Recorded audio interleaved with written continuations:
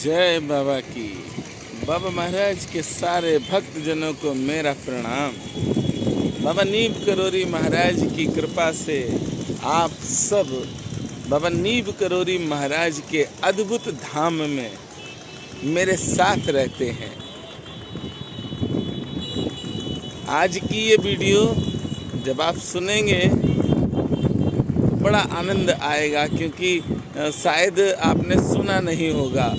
वो आज सुनने को बाबा नीब करोरी महाराज की कृपा से ही आप वो सुनेंगे।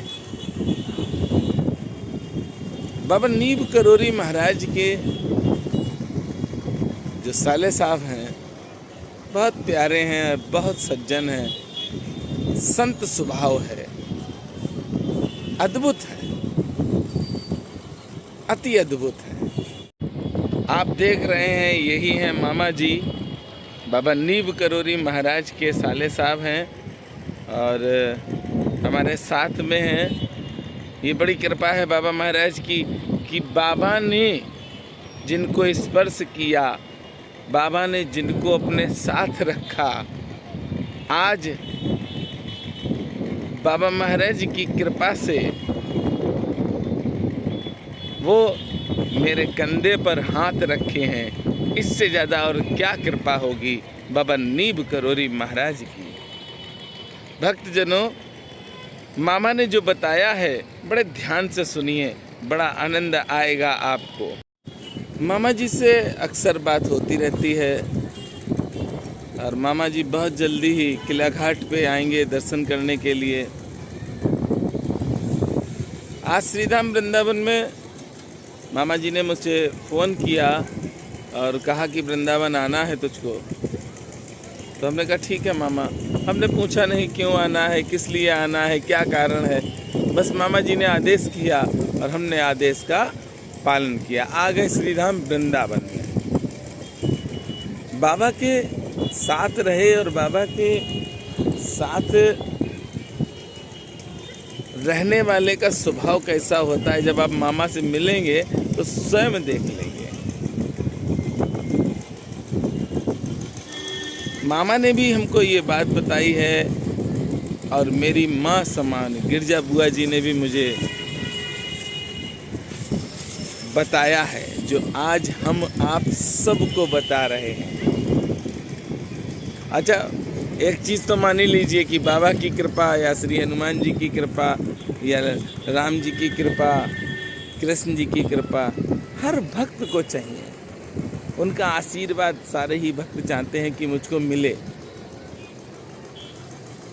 देखिए, परमात्मा ने किसी को भी अलग नहीं दिया है। परमात्मा ने सबको एक समान दिया है, एक ही पात्र दिया है, एक सा ही पात्र दिया है। अब उसमें भरना क्या है ये जरूरी है, ये समझना भी है हम भर क्या रहे हैं। मामा से बात चल रही थी तो मामा ने एक प्रसंग बताया बाबा नीब करोरी महाराज का। मैंने सुना तो मैंने मामा से कहा कि मामा,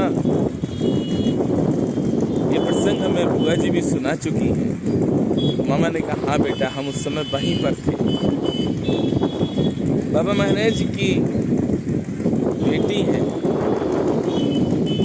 हमारी माँ श्री गिरजा बुआ जी।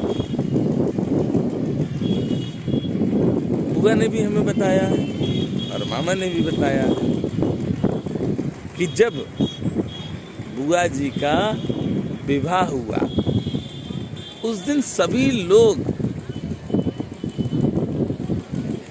बाबा को देखने के लिए तैयार बैठे थे कि बाबा आ रहे होंगे, बाबा आ रहे होंगे।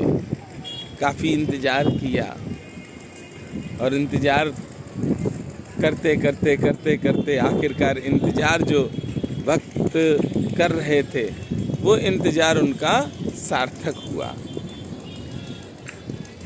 और बाबा आए। बाबा आए अपनी बेटी के विवाह में। बाबा नीब करोरी महाराज सबसे पहले आए और जिस जगह भोजन बन रहा था उस जगह पर बाबा गए, साथ में मामा जी भी थे। बाबा ने जाकर देखा कि भोजन में कोई दिक्कत तो नहीं है, तो बाबा ढूंढते रहे, हर चीज़ को देखते रहे, समझते रहे। और बाबा ने पूरा जब मुआयना कर लिया, उसके बाद बाबा नीब करोरी महाराज आ गए अपनी बेटी के पास।